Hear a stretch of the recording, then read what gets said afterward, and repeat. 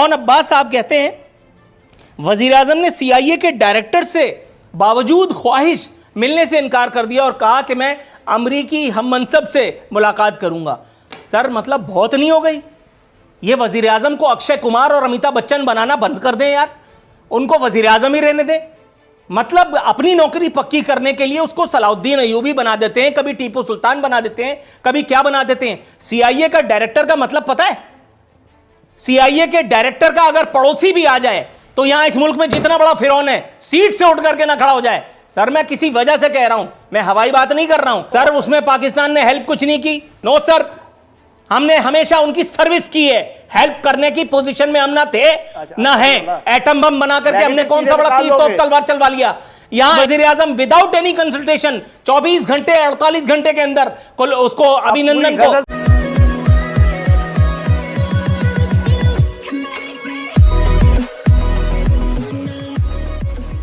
नमस्कार दोस्तों। अब एक पाकिस्तान जैसे कंट्री का सबसे बड़ा दिक्कत यही है कि भाई वहाँ पर होने के लिए तो डेमोक्रेसी चलती है, होने के लिए इलेक्शन होते हैं, लेकिन वहाँ पर हम सबको पता है कि सबसे ज़्यादा जो पावर है वो पाकिस्तानी आर्मी के पास है। तो कई बार ऐसा होता है कि दिखाने के लिए अमेरिका जैसा कंट्री जो है वो एक PM टू PM या फिर प्रेसिडेंट टू PM बात तो करते हैं, लेकिन जब पाकिस्तान से कुछ काम निकलवाना होता है तब उनका ऐसा होता है कि भाई नहीं, यहाँ पर आर्मी जनरल या फिर के आर्मी के जो मेन है उनसे ही बात करनी पड़ेगी।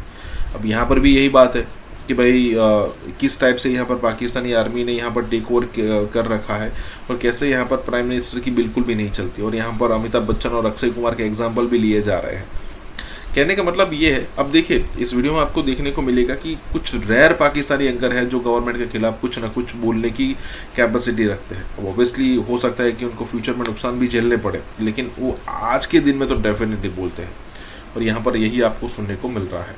इसी के साथ ये वीडियो शुरू करता है। और हाँ दोस्तों, सुपर थैंक्स के जरिए हमें मदद करना ना भूले। चल रहे हैं। अच्छा सर, ये एक बहुत लंबी आई है, मतलब आप देखिए फुल टॉस की भी कोई लिमिट होती होगी। ऑन अब्बास मतलब पूरी हुकूमत ही ऐसी चल रही है, सिर्फ रहमतुल्लाह अलैह नहीं लगा पाए अब तक, और वो भी किसी दिन लग जाएगा। ऑन अब्बास साहब कहते हैं वजीर आजम ने सीआईए के डायरेक्टर से बावजूद ख्वाहिश मिलने से इनकार कर दिया और कहा कि मैं अमरीकी हम मनसब से मुलाकात करूंगा। सर मतलब बहुत नहीं हो गई? ये वजीर आजम को अक्षय कुमार और अमिताभ बच्चन बनाना बंद कर दें यार, उनको वजीर आजम ही रहने दें।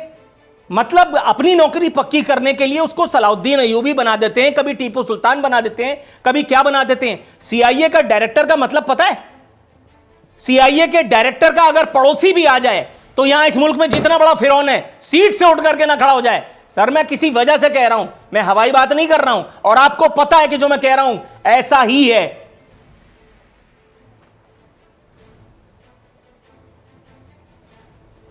जनाबे वाला, आप प्राइम मिनिस्टर को अक्षय कुमार बनने से रोक रहे हैं, खुद ओमपुरी बनने की पूरी कोशिश करते हैं। तो अमेरिका का एडमिनिस्ट्रेटिव हेड जो प्रेसिडेंट जो बाइडन है वो मेरे से राब्ता करे, वो जो किस किस्म की हेल्प चाहेगा, जो लीगल तरीके की होगी, जो बाइडन को हेल्प चाहिए होगी, क्योंकि हम अमेरिका के दोस्त हैं, हम अमेरिका के दोस्त रहना चाहते हैं, ठीक है ना?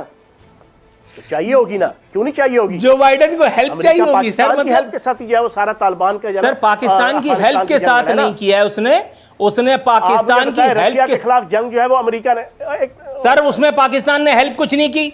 सॉरी सर, पाकिस्तान ने हेल्प कुछ नहीं की। पाकिस्तान की पॉलिसीज बैठ करके वाशिंगटन में तय होती थी, यहां सिर्फ टेलीफोन आता था। ऐसे ही नहीं आपने मुल्ला ज़ईद को गिरबान से पकड़ करके अमेरिका के हवाले कर दिया था, आफिया सिद्दीकी को उठा करके आपने अमेरिका के हवाले कर दिया था। नो सर, हमने हमेशा उनकी सर्विस की है। हेल्प करने की पोजीशन में हम ना थे ना है। एटम बम बना करके हमने कौन सा बड़ा तीर तोप तलवार चलवा लिया? यहां वजीर आजम विदाउट एनी कंसल्टेशन 24 घंटे 48 घंटे के अंदर उसको अभिनंदन को सुना लो, उसके बाद मेरी सुन लेना। सुनाओ सुनाओ सुनाओ सुनाओ। बस गजल सुना दी मैंने अभिनंदन तक, अब आप आगे जवाब दीजिए। अभी और सुनाओ ना, फिर मैं अपनी बात करूंगा। बात हो गई मेरी, सुना दी, अब सुन लो, अब तसल्ली से सुन लेना।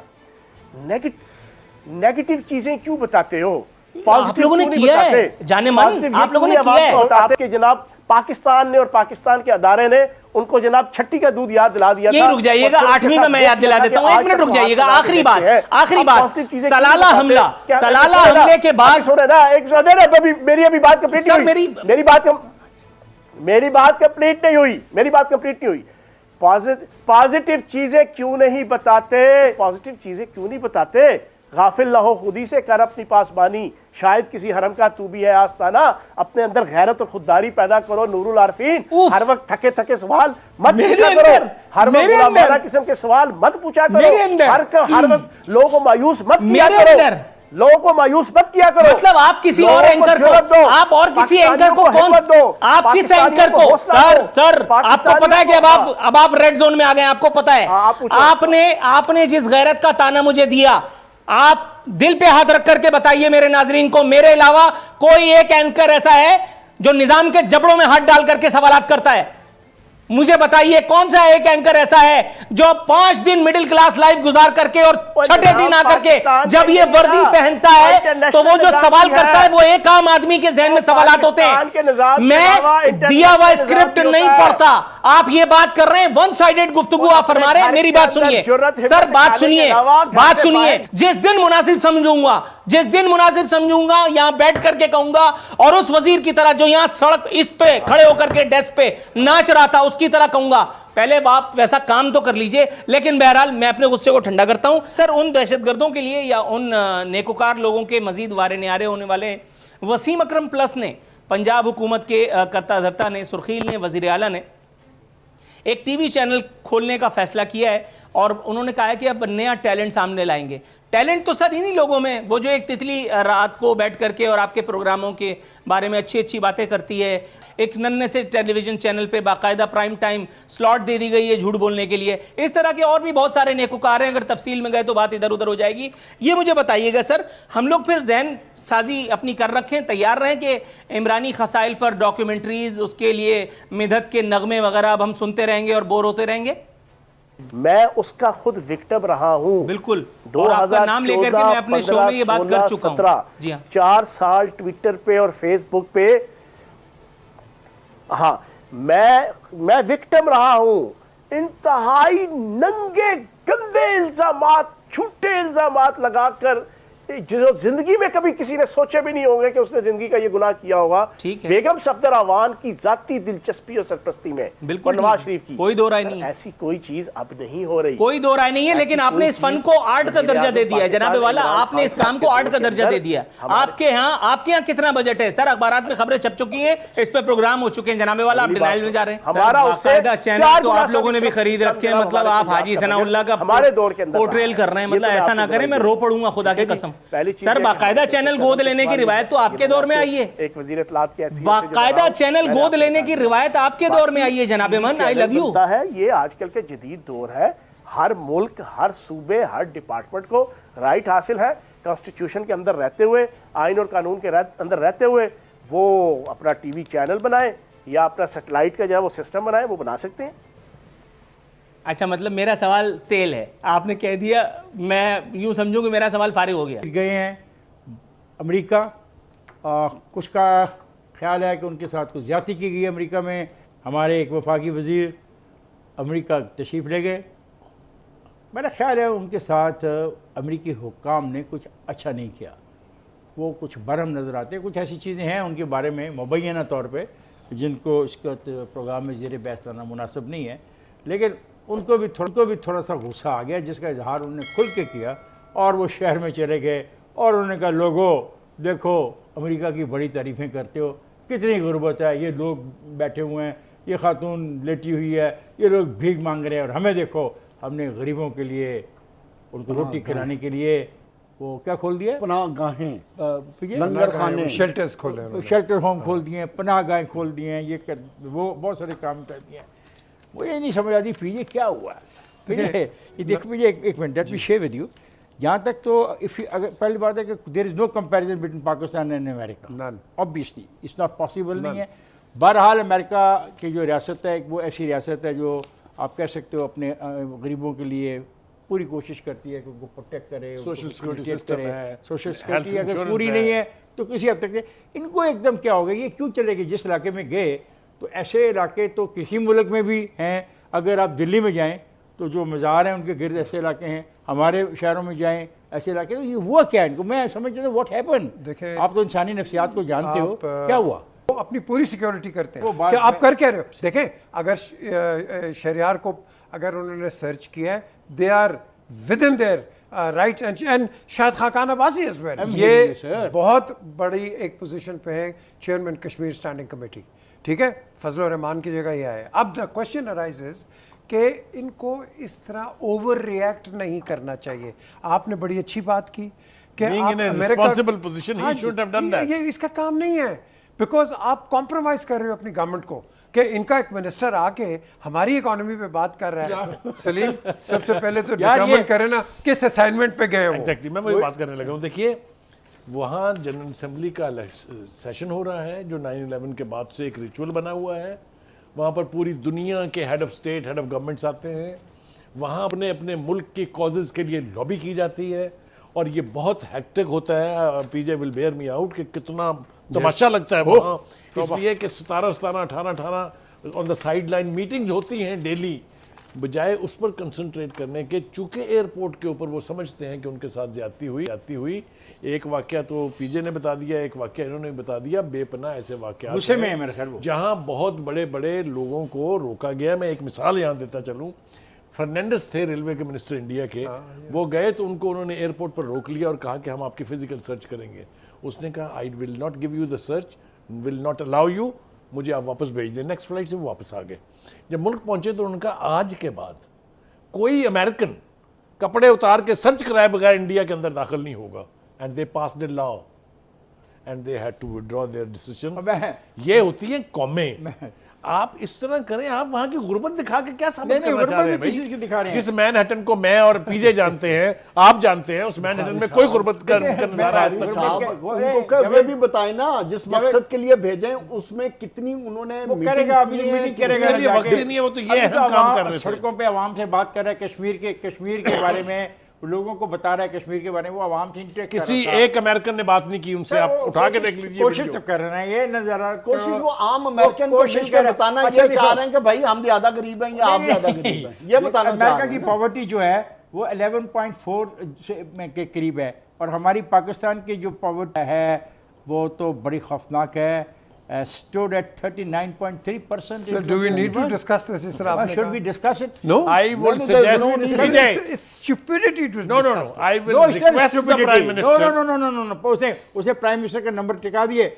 उसने अपने प्राइम मिनिस्टर की तारीफ करनी थी, उन नंगर खानों के हवाले से उसने कर दी। लेकिन और प्राइम कहा, ये मिनिस्टर गरीब को भी बैठे तो हैं, सोचना इनके पास चाहिए, लंगर खाना नहीं है। प्राइम मिनिस्टर को भी तो सोचना चाहिए जिस मकसद के लिए भेजा मकसद गया था। था उस मकसद के यही लिए मकसद क्या था। किया।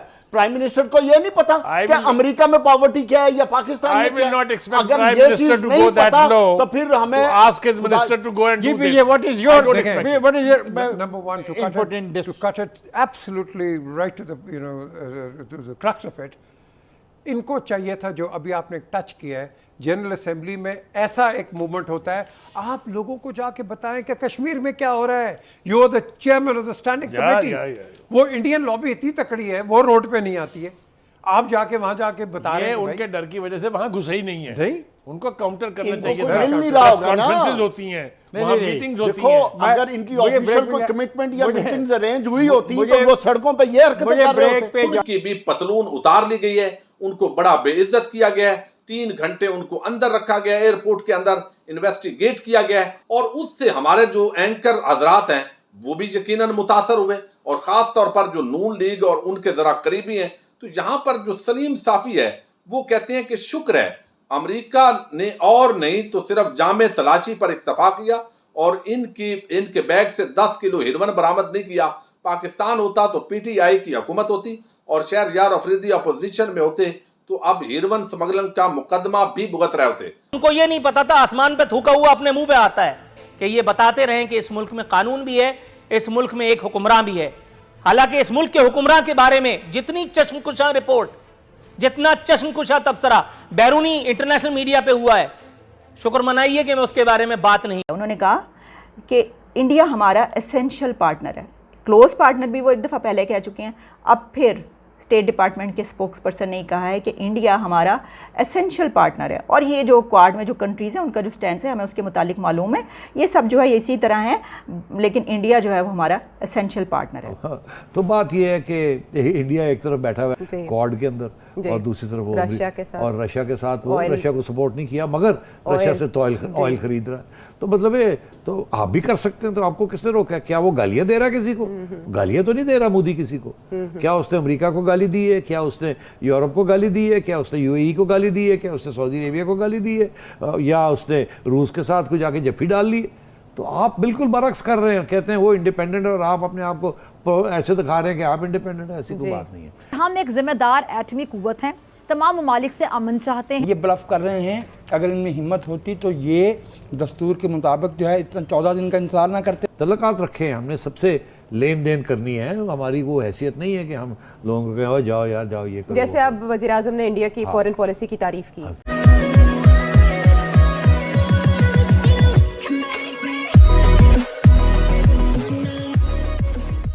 नमस्कार दोस्तों, अब इंडिया को ये पसंद नहीं है कि भाई पाकिस्तान जो अमेरिका जो है वो इंडिया को अपना अलाई का है, तो एक अलग शब्द का यूज़ किया जाता है कि भाई इंडिया जो है वो अमेरिका का एसेंशियल पार्टनर है।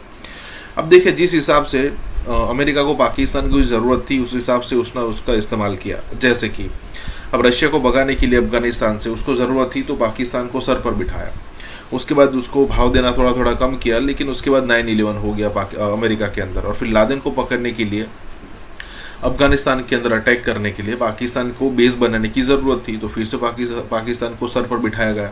अब सिचुएशन ये हो गई यहाँ पर कि अब जो है वो लादेन के मारे जाने के बाद और अमेरिका के अफगानिस्तान से निकल जाने के बाद अब सिचुएशन ऐसी है कि पाकिस्तान का कोई यूज़ बचा नहीं है, तो फिर से वही लात मारी जा रही है। और अब ऐसा लग रहा है कि अमेरिका को आने वाले 25, 20, 25, 30 सालों तक अब इंडिया के साथ ही लेना देना रहेगा, या फिर इंडिया के साथ ही अपने रिलेशन मेंटेन, क्योंकि देखिए इंडिया का ज़माना आने वाला है, या फिर अब कहे कि आ चुका है, तो उसका भी बेनिफिट अमेरिका लेना चाहते हैं, तो इसीलिए इंडिया के साथ ही उसके रिलेशन बढ़ते जा रहे हैं, इसलिए सारे वर्ड आ रहे हैं एसेंशियल पार्टनर। इसी के साथ ये वीडियो शुरू करते हैं। और हाँ दोस्तों, सुपर थैंक्स के जरिए हमें मदद करना ना भूलें। अभी बहुत सारी जो स्टेटमेंट्स जिस तरह उन्होंने जो है वो तारीफ़ कर दी इंडिया की फॉरेन पॉलिसी की। अच्छा, मैं सोची थी उन्होंने सही तारीफ़ की है, क्यों भला। एक और बात ये हुई है कि प्रेसिडेंट जो बाइडन ने इंडिया के हवाले से एक स्टेटमेंट ये दी कि क्वाड में जो कंट्रीज़ मौजूद हैं उनमें इंडिया का जो शेकी स्टैंड है रिगार्डिंग रशिया और यूक्रेन पर जो एक स्टैंड लिया है, तो क्वाड के कंट्रीज़ में इंडिया का शेकी स्टैंड है रिगार्डिंग रशिया। लेकिन फिर भी उसके ऊपर जो स्पोक्स पर्सन हैं स्टेट डिपार्टमेंट के, उनसे जब एक रिपोर्टर ने ये पूछा कि मिस्टर जो बाइडन की तरफ से, प्रेसिडेंट की तरफ से ये बात कही गई है कि क्वाड में जो कंट्रीज़ हैं उसमें भारत का जो रशिया के हवाले से स्टैंड है वो ज़रा शेकी है, तो इसके ऊपर आप क्या कहेंगे क्या। तो उन्होंने इनडायरेक्टली इसको डिनाई किस तरह किया, उन्होंने कहा कि इंडिया हमारा एसेंशियल पार्टनर है। क्लोज पार्टनर भी वो एक दफ़ा पहले कह चुके हैं, अब फिर स्टेट डिपार्टमेंट के स्पोक्स पर्सन ने कहा है कि इंडिया हमारा एसेंशियल पार्टनर है, और ये जो क्वाड में जो कंट्रीज़ हैं उनका जो स्टैंड है हमें उसके मुतालिक मालूम है, ये सब जो है इसी तरह है, लेकिन इंडिया जो है वो हमारा एसेंशियल पार्टनर है। तो मैं आपको ये बात इसलिए बता रही हूँ कि वज़ीर आज़म साहब जो ये कहते हैं कि देखिए उनकी फ़ॉरेन पॉलिसी आज़ाद है, वहाँ से प्रेसिडेंट की तरफ से वो बात कही गई थी, लेकिन इंडिया ने कोई इसके ऊपर जो है रिजर्वेशन शो नहीं करवाई थी, कुछ नहीं कहा था, तो फिर भी उनकी तरफ से जवाब आया। लेकिन हमारे लिए अगर उनका फ़ोन नहीं आता तो हम उसको बहुत बड़ी बात बना देते हैं और हम कहते हैं देखो फ़ोन कॉल नहीं आई, और फिर उसके ऊपर हमें बहुत सारी चीज़ें भुगतना पड़ती हैं। तो देखें आगे आने वाले दिनों में वज़ीर आज़म जो हैं वो इस तरह की और स्टेटमेंट्स देते हैं, तब तक 27 तक 28 तक या नहीं, क्या होता है। तो अब हम ज़रा थोड़ी सी बात किए लेते हैं किसके ऊपर, कि बहुत इसके ऊपर बात की जा रही है और कहा जा रहा है कि आर्मी चीफ काफ़ी लोगों से वहाँ पर घुल मिल गए, जिस तरह मैंने आपको बताया। लेकिन इसके फ़ौरन बाद उन्होंने ये कहा कि मीडिया के लोग इंसान बन जाएं, और साथ में उन्होंने ये भी कहा कि अगर हम मसला हैं तो मीडिया भी मसला है, और फिर उन्होंने ये भी कहा अवाम सही लोगों को वोट देंगे तो पाकिस्तान बदलेगा, और बार बार एक ही तरह के लोगों को वोट देंगे तो मसाइल का हल कैसे निकलेगा। और उन्होंने कहा कि ये जो सोशल मीडिया है ये तबाही है, इसकी तरफ ना देखें। अच्छा, मैं इसके ऊपर सोच रही थी कि देखिए अभी तक 75 साल में 75 ईयर्स में पाकिस्तान को मीडिया ने तबाह कर दिया, सोशल मीडिया ने। तो 75 ईयर्स में ये जो हाल हुआ है पाकिस्तान का, हमारे मुल्क का, ये सोशल मीडिया की वजह से हुआ है। अच्छा, मीडिया पाकिस्तान में आया है 2003 में, और सोशल मीडिया को तो अभी चंद साल हुए हैं। और सोशल मीडिया कितने लोगों के पास है हमारे मुल्क में, उसको ज़रा अदाद शुमार, फैक्ट्स एंड फिगर्स देख लीजिए कि कितने लोगों के पास इंटरनेट की एक्सेस है। और ख़ास तौर पर ये जो संजीदा सोशल मीडिया है, ये कितने लोगों तक है रसाई इन तक। यानी ये जो टिकटॉक है वो तो काफ़ी नौजवानों ने उसको अपलोड किया हुआ है, उससे वो कमा भी रहे हैं, सब कुछ कर रहे हैं। इस तरह यूट्यूब से भी बड़े लोग बनाकर जो है वो कर रहे हैं। लेकिन सोशल मीडिया को तो अभी कुछ दिन हुए, और मीडिया जो है वो 2003 में यहाँ पर परवेज़ मुशर्रफ के दौर में आया। तो इसका मतलब ये हुआ कि 2003 से पहले तक पाकिस्तान में जो कुछ भी हुआ है उसकी तबाही का ज़िम्मेदार मीडिया नहीं था और सोशल मीडिया नहीं था। तो 2003 से लेकर अब तक जो कुछ हो रहा है वो मीडिया और सोशल मीडिया की तरफ से हो रहा है। तो देख लीजिए अब 2003 से पहले क्या क्या कुछ हो चुका है। मतलब आप थोड़ा चलते जाए 1947 से अब तक, बांग्लादेश से लेकर और सब कुछ जो कुछ हुआ वो सबके सामने है। तो अब इस दौर में जो कुछ हुआ है, ये सब मीडिया, अच्छा वो मीडिया, उस मीडिया की वजह से जो है वो तबाही का सबब बन रहा है। मुझे लगा कि ये तो प्राइम मिनिस्टर इमरान खान का जो नैरेटिव है उसकी तौसीक नहीं है। वज़ीर आज़म ने भी कहा कि जो मोबाइल है वही, उसी की वजह से तलाक़ें हो रही हैं, वही घर बर्बाद कर रहा है। ये मोबाइल जो है यही फ़साद की जड़ है। देखिए नौजवानों को ये चाहिए कि वो मोबाइल का इस्तेमाल एक तो कम कर दें, ये तो वज़ीर आज़म साहब कह चुके हैं। अब क्योंकि जनरल साहब ने भी कह दिया कि सोशल मीडिया जो है उसके बारे में उन्होंने बता दिया, उन्होंने कहा कि मीडिया के लोग इंसान बन जाएं तो ठीक हो जाएगा। तो इंसान तो बनने के कोई मुझे हालात नज़र नहीं आ रहे, ठीक है। वो तो लगता है कि वो देखिए सारा तबाह कर दिया सब कुछ, तो शैतान ही बने रहेंगे। तो नौजवानों को ये चाहिए कि अपने अपने मोबाइल तोड़ दें, हाथ से तोड़ दें मोबाइल भाई, छोड़ दें सोशल मीडिया, ना देखा करें, कुछ ना देखा करें। बल्कि ऐसा करना चाहिए हुकूमत को और रियासत को कि यहाँ पर मोबाइल पाकिस्तान में आना मना हो जाए। सिर्फ जो बड़ी बड़ी अथॉरिटीज़ हैं, जिनके पास इख्तियार है, जिनके पास ताकत है, उनके पास मोबाइल आए, बाकी पूरे मुल्क पर पाबंदी लगा दी जाए। और जिसकी वजह से फिर आप हमारे तल्लकात हर मुल्क के साथ अच्छे होने चाहिए। अब अगर खान साहब ने अपने तल्लकात अमेरिका के साथ भी ख़राब कर लिए, इंडिया के साथ भी ख़राब किए हुए, सऊदी अरेबिया के साथ ख़राब कर लिए, तो उनका ये मतलब था कि यार इंडिपेंडेंट रहें, सबके साथ तल्लकात होने चाहिए। ये नहीं कि किसी को गाली दें पॉपुलर बनने के लिए, क्योंकि तो ये पॉपुलर किस्म की पॉपुलिज्म मत करें आप, तल्लकात रखें। हमने सबसे लेन देन करनी है, हमारी वो हैसियत नहीं है कि हम लोगों को कहें जाओ यार जाओ ये करो। जैसे अब वज़ीर आज़म ने इंडिया की फॉरेन पॉलिसी की तारीफ की, तारीफ कर दी। एक तरफ कहते हैं मैं तजारत नहीं करता उनके साथ, और मोदी फलाना है, टिंगड़ा है और फाशिस्ट है, और दूसरे कहते हैं कि उनकी फॉरेन पॉलिसी बड़ी अच्छी है, कमाल कर रहे हैं। तो बात यह है कि इंडिया एक तरफ बैठा हुआ है अमेरिका की गोद में, क्वाड के अंदर, और दूसरी तरफ वो रशिया के साथ वो रशिया को सपोर्ट नहीं किया, मगर रशिया से तो ऑयल खरीद रहा है। तो मतलब ये तो आप भी कर सकते हैं, तो आपको किसने रोका? क्या वो गालियां दे रहा किसी को? गालियां तो नहीं दे रहा मोदी किसी को। क्या उसने अमेरिका को गाली दी है? क्या उसने यूरोप को गाली दी है? क्या उसने यूएई को गाली दी है? क्या उसने सऊदी अरेबिया को गाली दी है? या उसने रूस के साथ कुछ जाके जफ्फी डाल ली? तो आप बिल्कुल बरक्स कर रहे हैं, कहते हैं वो इंडिपेंडेंट है और आप अपने आप को ऐसे दिखा रहे हैं कि आप इंडिपेंडेंट है। ऐसी कोई बात नहीं है।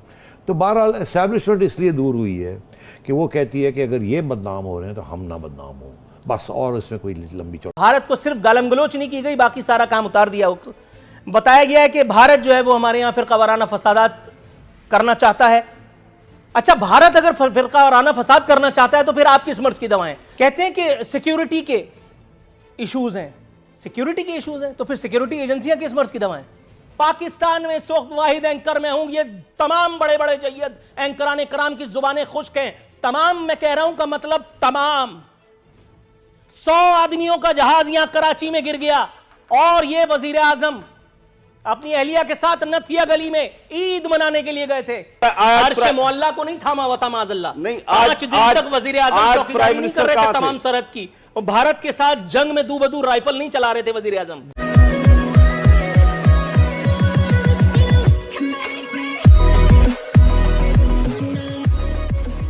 नमस्कार दोस्तों, ये आम बात है पाकिस्तान के अंदर, ये आम बात है कि किसी भी टाइप की यहाँ पर अगर आपको अपनी नाकामी छुपानी है तो होता ये है कि भाई वो इंडिया पर आरोप लगा दिए जाते हैं कि भाई देखिए इंडिया ने ये कर दिया, इंडिया ने वो कर दिया, इस टाइप के आरोप लगा दिए जाते हैं।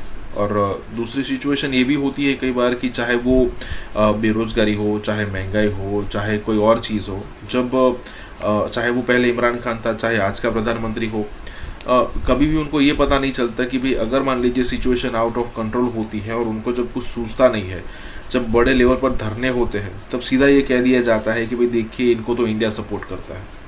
मतलब जब उनके पास कोई सॉल्यूशन नहीं होता है या फिर ऑप्शन नहीं होता है बोलने के लिए कि भाई ये भी बोलकर हमें इन लोगों को शांत करवा सकते हैं, तब सीधी बात यही आती है। अब जैसे TTP वाली, जैसे पाकिस्तान के अंदर वो जो तहरीक तालिबान पाकिस्तान है, मतलब जो अफगानिस्तान के तालिबान है, उनका ये अंग है, जब पता चलता है कि उन्होंने अटैक कर दिया है, तब सीधा आरोप आ जाता है इंडिया पर कि भाई रॉ इसको सपोर्ट करती है। कोई प्रूफ नहीं होता, लेकिन फिर भी। इसी के साथ ही वीडियो शुरू करता है। और हाँ दोस्तों, सुपर थैंक्स के जरिए हमें मदद करना ना भूले।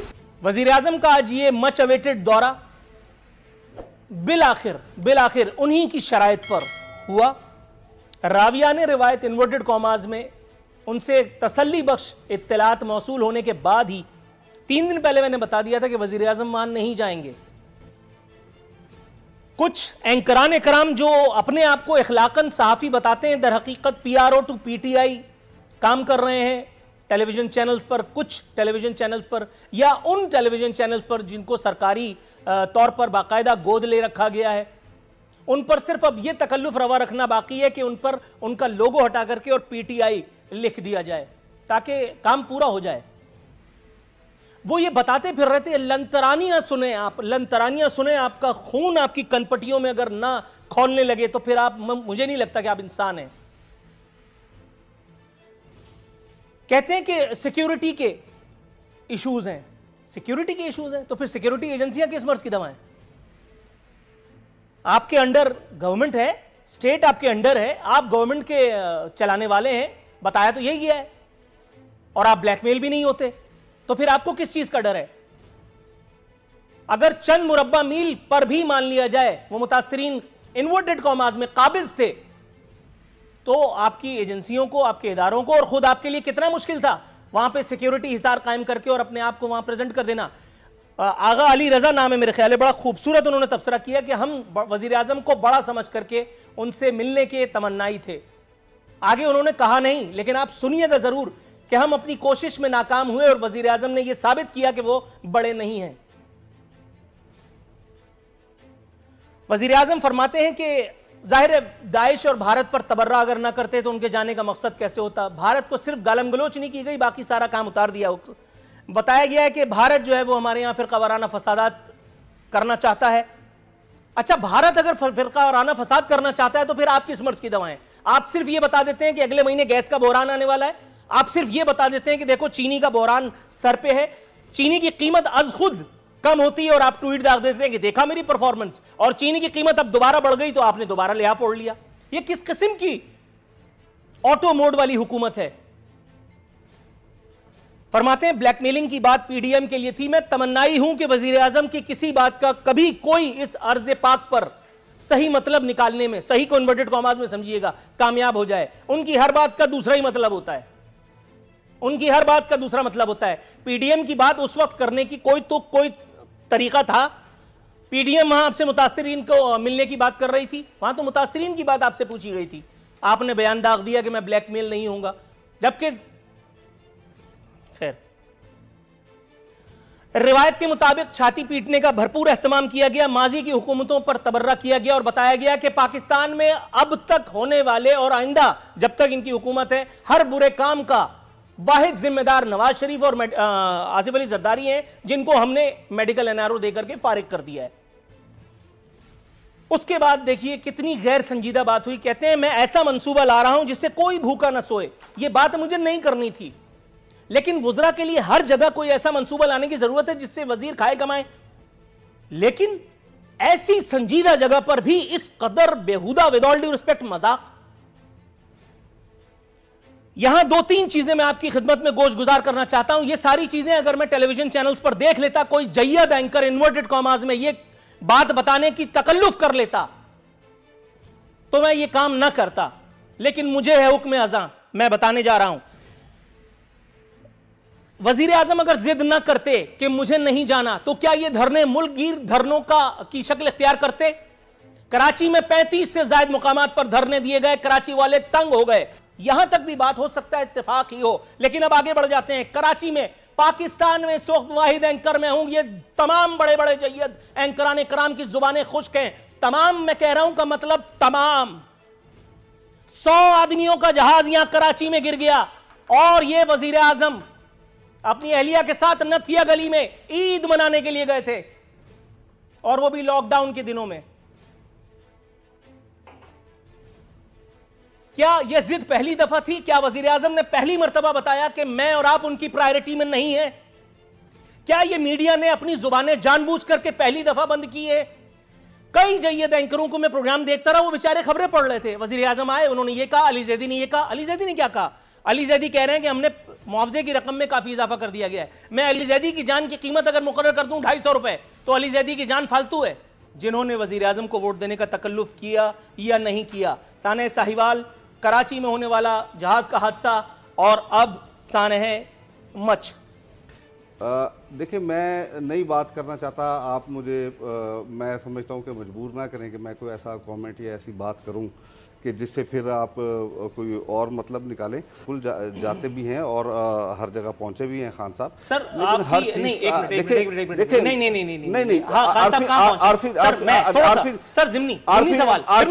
मैं दावे से कहता हूं कि इससे भी बड़े बड़े इस मुल्क के अंदर हादसा हुए, इससे भी बड़े बड़े। लेकिन वो तो रियासत मदीना नहीं थी, ये है, आप ही ने बताया, आपके वजीर आजम ने कहा। आज प्राइम मिनिस्टर कहां थे? आज प्राइम मिनिस्टर कहां थे? 5 दिन बाद जनाब मन, 5 दिन तक वजीर आजम ने अर्श मौला को नहीं थामा हुआ था माज़अल्लाह। 5 दिन तक वजीर आजम चौकीदारी नहीं कर रहे थे तमाम सरहद की, और भारत के साथ जंग में दूबदू राइफल नहीं चला रहे थे वजीर आजम। देखे मेरी बात सुने, देखे जनाब मन, सानह कराची में वजीर आजम 100 आदमियों के मरने पर जब कराची नहीं आए तो उन्होंने अपनी प्रायोरिटीज का बता नहीं दिया कि भाई मैंने तो यही सब करना है, तुम लोग अपनी प्रायोरिटी तय कर लो। सर, इसका जवाब दे दीजिए, वजीर आजम कहां पहुंचे? सानह साहिवाल पे नहीं पहुंचे, 1.5 माह बाद गए। सानह कराची पर नहीं आए, और अब ये जो मैं सानह मच की बात कर रहा हूं, हमारी पूरी पार्टी वहां पर मौजूद थी, हमारे गवर्नर साहब मौजूद थे, हमारे वजीर हवाबाजी मौजूद थे, ठीक है। तो ये प्राइम मिनिस्टर का वहां आना लाजमी नहीं होता, डन हो गया। वजीर दाखिला अमित शाह ने खिताब किया है, पाकिस्तान अगर बाज ना आया, जैसे कि पाकिस्तान वो कहते हैं आतंकी भेज रहा है कश्मीर के अंदर, तो फिर मैंने अपनी फौजों को हुक्म दे दिया हुआ है कि तैयारी रखो, हमने पाकिस्तान से पीओके यानी पाकिस्तान ऑक्युपाइड कश्मीर, जिसे हम आजाद कश्मीर कहते हैं, वो भी छीन कर रहेंगे। मैं आपके आंकड़ों को और ठीक कर दूं कि बीते 1 साल में 165 आतंकवादियों को मारा गया है, 14 आतंकी ऐसे हैं जिसे गिरफ्तार किया गया है। तो आंकड़े ठीक कर लीजिए, जो भी आतंकवाद की भाषा बोलेगा उसको गोलियों से होकर गुजरना पड़ेगा। जो लोग भी चाहेंगे कि कश्मीर में अशांति आए, जो चाहेंगे कि कश्मीर तबाह हो, तो उनकी अपनी तबाही का मजमून तैयार है, वो खुद की तबाही के लिए वो तैयार है। एक सवाल का जवाब दीजिए, बलूचिस्तान में जो आतंकवादी जो गुनाह कर रहे हैं, क्या वो फ्रीडम फाइटर्स है? सिंध प्रांत में जो आतंकवादी गुनाह कर रहे हैं, वहां की आजादी के लिए जो लड़ाई लड़ रहे हैं, क्या वो आपकी नजर में आतंकवादी है? हाँ या ना? आप एक मिनट ठहरे, आप भी वहां पे नहीं रहना चाहते? बलोचिस्तान क्यों नहीं रहना चाहते? बड़ा खुश रह रहे बलोचिस्तानी, हमारे साथ बिल्कुल खुश है कि हमारे पाकिस्तान का सूबा है वो। अब आप देख लें कि यानी बलूचिस्तान में क्या सूरत हाल है, और उसको कंट्रोल करने के लिए हम इजाफी दस्ते भेज रहे हैं, पुलिस के और लॉ एनफोर्समेंट के, उनको मारने के। उनके औरतों बच्चों के जुलूस आप देखें कि दूध मांगोगे खीर देंगे, कश्मीर मांगोगे चीर देंगे। तो फिर हमें जूता मारने के लिए इंडिया बहुत है, और इंडिया की फौज नहीं, हमें इंडिया की पुलिस भी बहुत है मारने में।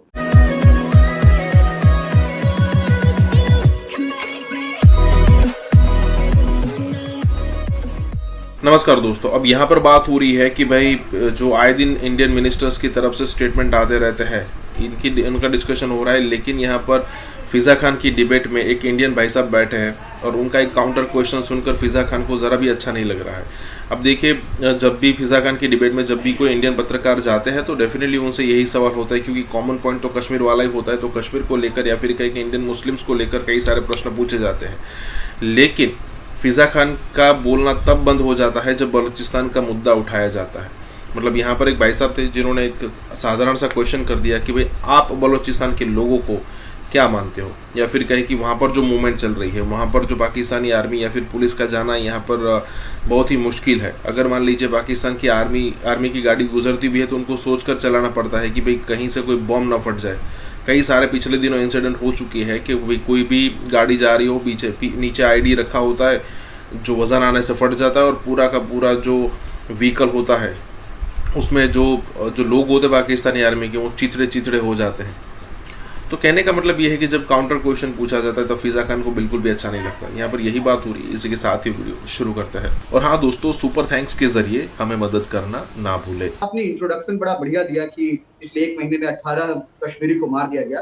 बेसिकली वो सारे के सारे आतंकवादी थे, वो कश्मीरी नहीं थे। और मैं आपके आंकड़ों को और ठीक कर दूं कि बीते 1 साल में 165 आतंकवादियों को मारा गया है। 14 आतंकी ऐसे हैं जिसे गिरफ्तार किया गया है। तो आंकड़े ठीक कर लीजिए।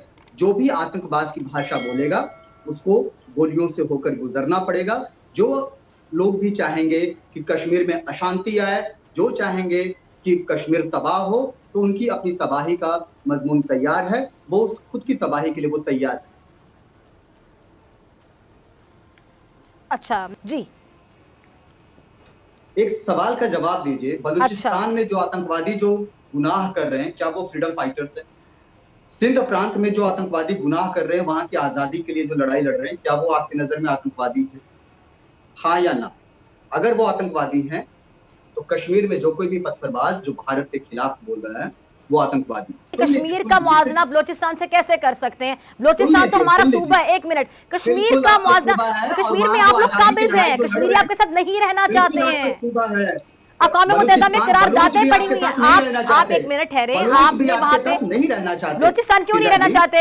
बड़ा खुश रह रहे बलोचिस्तानी, हमारे साथ बिल्कुल खुश है कि हमारे पाकिस्तान का सूबा है, वो मुल्क का हिस्सा है बलोचिस्तान। अगर बलूच अगर आप लोग चाहते हैं, आप लोगों ने बहुत कुछ करने की कोशिश की है। मुझे बलोचिस्तान के साथ कश्मीर का कंपैरिजन समझ नहीं आता है। कश्मीर पे आप लोग काबिज हैं, डिस्प्यूटेड वो एक टेरिटरी है, एक ऐसा एरिया है। किसने कहा डिस्प्यूटेड? कश्मीर हमारा है। जी, आपने गलत तरीके से कब्जा कर रखा है ऑक्युपाइड कश्मीर पर। आप पढ़ लीजिए यूनाइटेड नेशंस के जो 3 नियम आए थे, तीनों नियम को अच्छा बताएं क्या था? मेरी बात सुने, क्या आपने उन लोगों को हक खुदरादियत देना था? पीछे जाएगी। जनमत संग्रह के लिए भारत तैयार है, बशर्ते पाकिस्तानी फौज पीछे जाए। कभी मना नहीं किया किसी ने। आप कभी पीछे नहीं जा रहे हैं, इसीलिए जनमत संग्रह नहीं हो रही है। मैं अगले दिन सुन रहा था आरएसएस चीफ को, मोहन भगवत साहब को, वो भी ये कह रहे थे कि जो पार्टीशन है इसको अनडू करना है। डॉक्टर साहब, पाकिस्तान के फॉरेन ऑफिस ने स्टेटमेंट दी है इसके ऊपर कि जो भारत और पाकिस्तान तकसीम हुआ है, यानी कि पाकिस्तान को वापस लेना है इंडिया के साथ। ये है सोच इनकी। आप कश्मीर की बातें कर रहे हैं, ये तो जी नीरज क्या कहेंगे? लास्ट कमेंट बड़ा साधारण सा है। उन्होंने बॉलीवुड की बात की। हमारे यहाँ बॉलीवुड में एक डायलॉग है बड़ी अच्छी सी कि दूध मांगोगे खीर देंगे, कश्मीर मांगोगे चीर देंगे। तो कश्मीर का ख्वाब पाकिस्तान निकाल दे अपने। अच्छा, खास तौर पे भारत ने जो आज पाकिस्तान पर एक बड़ा अटैक किया है, पाकिस्तान के खिलाफ जंग मुसल्लत करने का मंसूबा बनाया है। आज भारत ने वाज़िया कह दिया है कि हम पाकिस्तान में घुसकर मारेंगे। आज भारत ने वाज़िया कह दिया है कि हम पाकिस्तानी कश्मीर पाकिस्तान से छीन लेंगे। आज भारत ने वाज़िया कह दिया है कि हमने आर्टिकल 370 हटाया है, हमने 35 से हटाया है, हमें कोई नहीं रोक सका। उसके अंदर भारतीय वजीर दाखिला अमित शाह ने खिताब किया है। अमित शाह ने खिताब का आगाज कहां से किया? अमित शाह ने कहा कि हमने 370 जब से हटाया है ना, 370 और 35 से, तब से कश्मीर के अंदर खुशहाली आना शुरू हो गई है।